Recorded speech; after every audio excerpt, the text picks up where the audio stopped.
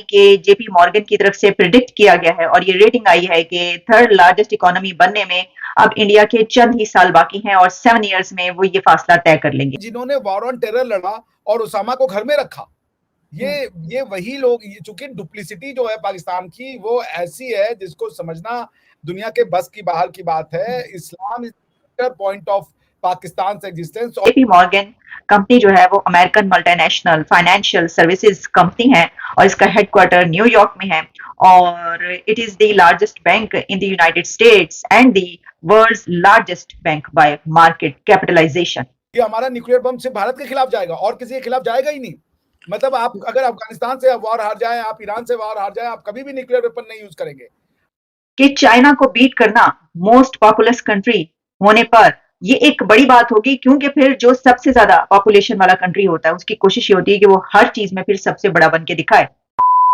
JP Morgan की तरफ से प्रिडिक्ट किया गया है और ये रेटिंग आई है कि थर्ड लार्जेस्ट इकोनॉमी बनने में अब इंडिया के चंद ही साल बाकी हैं और 7 इयर्स में वो ये फासला तय कर लेंगे। लेकिन एक इतनी बड़ी खबर के साथ दो और खबरें भी इसके साथ जुड़ी हुई हैं, वो भी पहले आपके सामने रखते हैं कि उसकी हेडिंग्स क्या हैं और फिर इसको जरा एनालाइज करते हैं कि क्या ये एक आम सी खबर है या एक बहुत बड़ी खबर है और क्या इस खबर के जियो पॉलिटिक्स पर भी इसका इम्पैक्ट पड़ता है या जियो पॉलिटिक्स का असर इन खबरों पर या इकोनॉमी पर पड़ता है। इस पर बात किए लेते हैं। लेकिन जो दूसरी खबर मुझे इसके साथ मिली जो कि रॉयटर्स पब्लिश कर रहा है, इंडिया रूपी अनमूव्ड बाय एशिया वीकनेस, और तीसरी खबर जो है वो है कि India and Japan will be Asia's next power couple.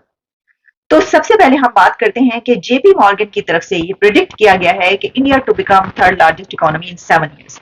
अब देखिए, जेपी मॉर्गन के एमडी ने ये कहा है, इसलिए ये कोई छोटी बात इसलिए नहीं है कि जेपी मॉर्गन कंपनी जो है वो American multinational financial services company है और इसका हेडक्वार्टर न्यूयॉर्क में है और it is the largest bank in the United States and the world's largest bank by market capitalisation.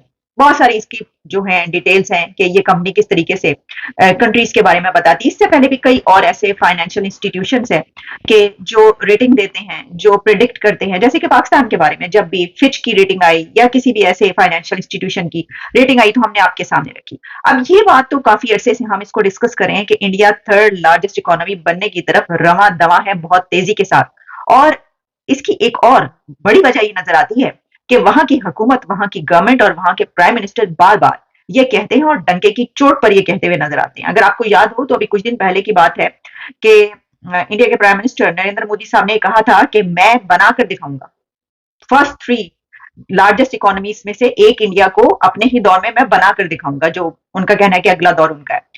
तो एक तो वो डंके की चोट पर ये कहते हैं कि हम करेंगे, और फिर हमें ऐसी डेवलपमेंट्स होती हुई नजर आती हैं कि जिससे पता ही चलता है कि जैसा बताया गया है कि एशिया में अगर इकोनॉमीज जो है वो उनका बहुत यानी दरहम बरहम हुई है, तो इंडिया की इकोनॉमी वो है कि जो अपनी जगह पर कायम रही और नीचे नहीं आई।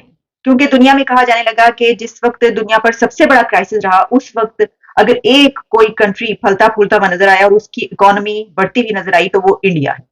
अच्छा, अब ये जो बात की गई है कि एमडी जेपी मॉर्गन ने कहा है कि थर्ड लार्जेस्ट इकोनॉमी, इसके ऊपर उन्होंने कुछ फैक्टर्स भी बताए हैं जिसमें उनका ये कहना है कि India's economy is powered by growth in the manufacturing sector और manufacturing sector will grow from 17% to 25%।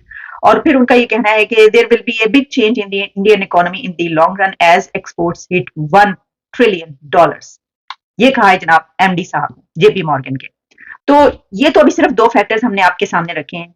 जो ट्रेड का फैक्टर है वो तो हम अक्सर ही आपको बताते रहते हैं। हम तो देख रहे हैं कि ट्रेड तो दिन ब दिन उनकी आगे से आगे बढ़ती चली जा रही है। पूरी दुनिया में इस वक्त जहां से ट्रेड सबसे ज्यादा करने की कोशिश की जा रही है, कंट्रीज कोशिश कर रहे हैं कि वो भी उस मार्केट में दाखिल हों, तो वो इंडिया है। और मैंने आपको पहले भी कहा था कि चाइना को बीट करना मोस्ट पॉपुलस कंट्री होने पर ये एक बड़ी बात होगी, क्योंकि फिर जो सबसे ज्यादा पॉपुलेशन वाला कंट्री होता है उसकी कोशिश ये होती है कि वो हर चीज में फिर सबसे बड़ा बन के दिखाए। जिन्होंने वॉर ऑन टेरर लड़ा और उसामा को घर में रखा, ये वही लोग, चूंकि डुप्लिसिटी जो है पाकिस्तान की वो ऐसी है जिसको समझना दुनिया के बस की बाहर की बात है। Islam is point of Pakistan existence और पाकिस्तान का जो इस्लाम है वो नॉर्मल इस्लाम भी नहीं है, वो एक एंटी इंडिया इस्लाम है ना। आप समझिए उस चीज को। जैसे ईरान का जो इस्लाम है वो एंटी सुन्नी नहीं है, उनको सुन्नियों को नहीं खत्म करना, उनको सिर्फ इजराइल को खत्म करना। पाकिस्तान जो है वो इकलौता वो है, क्या नाम है, ऐसा एकमात्र कंट्री है जो उसने भारत के नाम पे बम बना रखा है कि हमारा न्यूक्लियर बम सिर्फ भारत के खिलाफ जाएगा और किसी के खिलाफ जाएगा ही नहीं। मतलब आप अगर अफगानिस्तान से वॉर हार जाए, आप ईरान से वॉर हार जाए, आप कभी भी न्यूक्लियर वेपन नहीं यूज करेंगे। मगर इंडिया से तो वॉर होने के शुरू में भी आप हो सकता है न्यूक्लियर वेपन यूज कर दें। और आपने कहा ये इस्लामी है, यानी ये उतना ही हमास का है जितना अलकायदा का है, जितना अब अगर आप कहते हैं इस्लामिक ममालिक का है तो भी हम समझते हैं। आप कह रहे हैं इस्लामी है, तो anyone who endorses the Islamic ideology, ये तो सबका बम है। पाकिस्तान आप जो समझ रही हैं ये उतना भी इजी नहीं है, बिकॉज ये कर रहे हैं, ये दुनिया भर में इन्होंने इस तरीके के, भाई पैलेस्टीनियंस को जाके मारने का रिकॉर्ड आपके पास है। अब अभी कुछ दिन पहले वो फ्रांस में जाके आपके ही एक सिटीजन ने लोगों को चाकू छुरियां मारना शुरू कर दिया था। उसके बाद अभी यहूदियों को जो वो ग्रीस में पकड़ा गया, यहूदियों को बम मारने के लिए जो लोग भेजे गए उसमें आप पकड़े गए। हमारे यहाँ पे आए थे तो हमको तो मारा ही मारा, चबाड़ हाउस ढूंढ के आपने यहूदियों को भी मारा, जबकि आपको प्रॉब्लम कश्मीर में था इसलिए सो कॉल्ड आपने किया था। पाकिस्तान आप इसको उतना लाइट नहीं ले सकती, because these people can be very very destructive. और इंडिया कोई इमेजिनरी फियर नहीं कर रहा है कि ऐसा होगा, इंडिया के साथ ऐसा हो चुका है, 700 साल से हो चुका है।